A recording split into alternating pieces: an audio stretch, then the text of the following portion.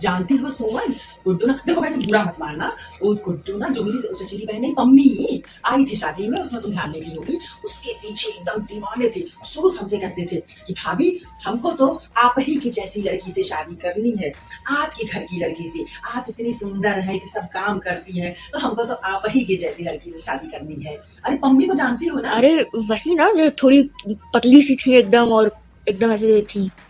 पतली कहाँ है? अरे वो लोग फिगर बनाए हैं, जीरो फिगर है, बहुत एडवांस है वो लोग, तुम नहीं जानती हो, बहुत एडवांस है, एकदम दुबली पतली रहती है, छरहरी सी। शादी में तो आई थी तो गुड्डू तो एकदम दीवाने थे उसके पीछे, कहते थे भाभी हमको इसी लड़की शादी करनी, इसी लड़की शादी करनी। लेकिन पम्मी नहीं मानी, वो कहीं हम नहीं करेंगे इस घर में शादी। अरे उसके पीछे लड़कों की लाइन लगी थी और अम्मा जी के कारण हम नहीं करेंगे शादी। भाभी मेरे पास भी ना एकदम सेम कंगन है, पर पता नहीं आजकल पता नहीं कि मिल नहीं रहा है। होगा, ये तो मेरी भाभी लाकर हमको दी थी ना, हम घर गए थे जब पिछली बार, तो वो हमको लाके दी थी, वो शिमला गई थी ना, तो वहीं से लाई थी। भाभी हमारे लिए लाती रहती है सामान, मेरे घर वाले बहुत करते, भाभी लाके दी है हमको। तुम्हारा देखो शादी में कोई चुरा लिया होगा।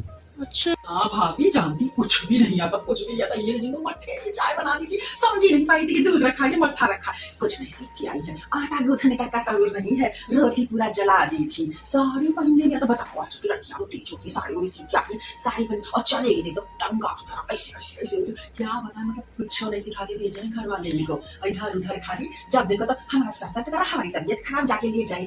भाभी हाँ यहाँ है। हाँ नहीं, बहुत अच्छी है मेरी देवरानी की, नहीं बहुत अच्छी है, बहुत अच्छी है। अरे बहुत मतलब सब काम आता है उसको, क्या बताएं। हाँ सब काम आता है। हाँ आ रहे हैं, चलो क्या है काम है क्या? हाँ भाभी बाद में बात करते हैं, ठीक है।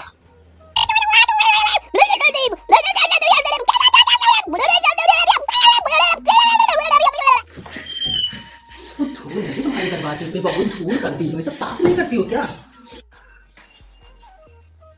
क्या हुआ जी, क्यों रो रही हो? है लड़ाई हुई क्या? क्या हुआ, किस बात की लड़ाई हुई है? अरे कुछ नहीं भाभी, बस उनसे यही हम कह रही कि अगर पहले किसी और को चाहते थे तो हमसे क्यों शादी किए।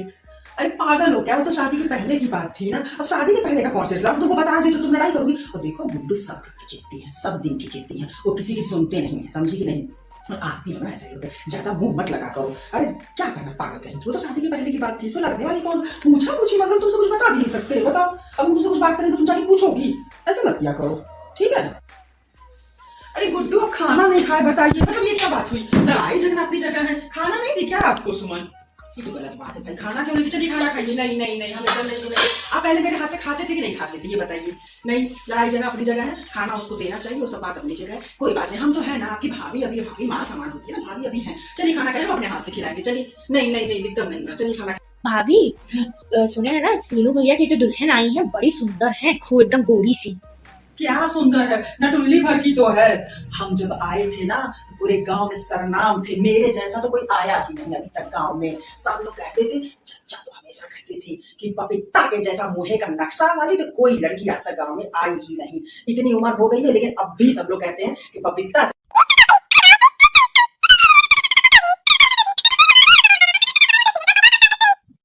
तुम्हारा तो मतलब ये है कि लंबी हो, लेकिन मतलब जान लो, लेकिन हमारे जैसे